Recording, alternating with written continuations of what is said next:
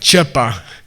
I learned this word from Ken Rinpoche in the Howard Johnsons at the Delaware exit on the way to Washington, D.C. in 1976.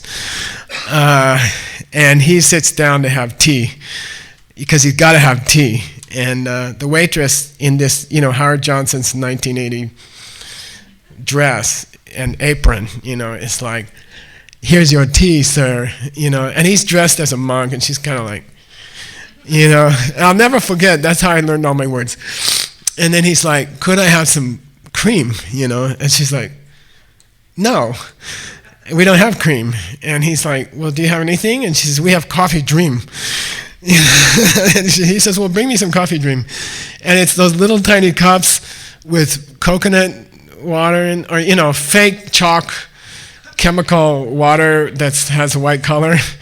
And he's like, could I have 2 of those?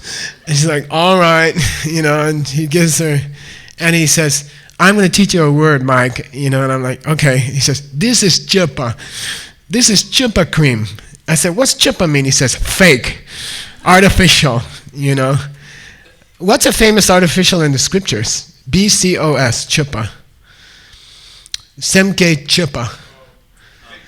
Yeah, pretend bodhicitta. Pretend love for the world, okay? Before you get real love for the world, you have to pretend you have it, and if you pretend long enough, you get it, you see? So it's called Pa. It's like pretend bodhicitta. In this case, why did the Buddha use the word Pa towards this monk? He's an artificial moral person. He's a fake moral person.